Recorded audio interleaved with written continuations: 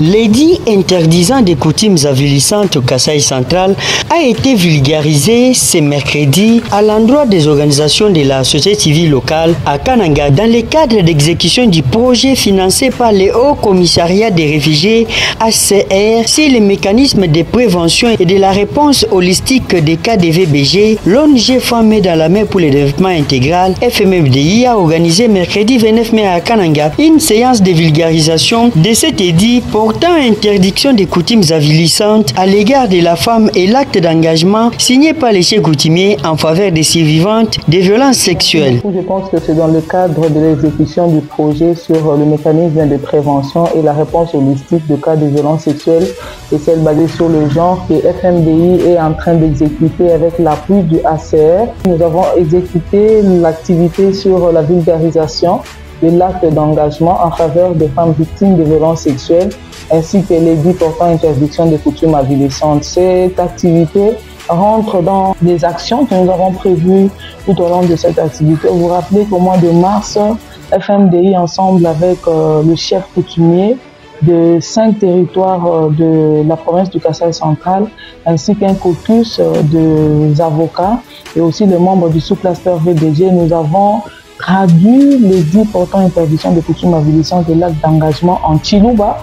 Voilà pourquoi aujourd'hui nous avons ciblé les femmes leaders, les organisations de la société civile qui sont engagées dans la lutte, de leur expliquer le bien fondé de la traduction de ces instruments en langue locale et aussi leur donner ces instruments pour la vulgarisation dans nos communautés. Je pense que vous avez vécu vous-même le débat qui n'était pas facile de par les 19 pratiques avilissantes qui ont été identifiées dans ce document et comment on pouvait les interpréter, avoir un même entendement et commencer les actions ou la vulgarisation dans nos communautés. Cette activité a eu pour cadre la salle de réunion du bureau de l'ONG FMMDI à Kananga. Des acteurs de la société civile, des femmes leaders et filles de la province du Kasaï central ont été conviés à cette activité, surtout les membres du sous-cluster VBG et quelques bénéficiaires du projet SIO indiqué étaient aussi de la partie. Maître Jacques Nkolé était parmi les facilitateurs de cette vulgarisation. J'ai partagé le contenu de l'édit numéro 29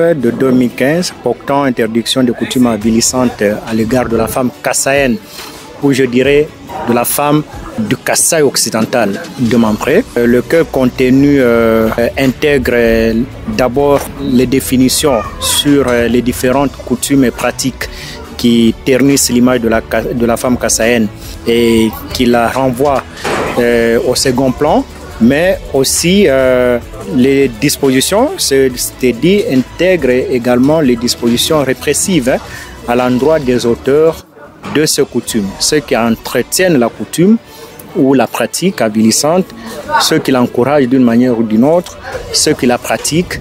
Il y a des sanctions qui ont été prévues à leur encontre. Au cours de cette séance, Nathalie Kambaloulou, directrice pays de l'ONG FMFDI, a invité les participants à s'approprier ces deux instruments, mieux les interpréter et aussi mieux les restituer à leur base dans l'objectif d'empêcher la commission des pratiques révolues qui fragilisent la femme, notamment les sororas.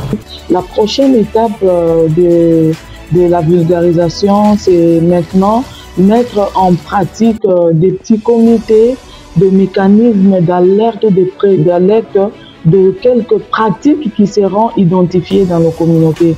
Parce qu'aujourd'hui, on va vulgariser, mais c'est pas difficile. Même entre nous, les actrices et acteurs qui sont engagés, nous avons encore la difficulté de comprendre les différentes pratiques qui sont identifiées. C'est comme, par exemple, la pratique sur le sorora ou le levira.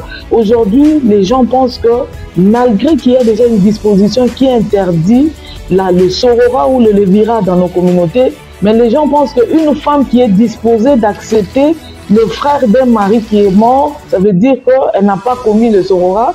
Nous, on dit non. C'est une façon de violer l'édit qui a été voté par les députés. Cette activité a été aussi sanctionnée par des interactions, des échanges houlés, des questions-réponses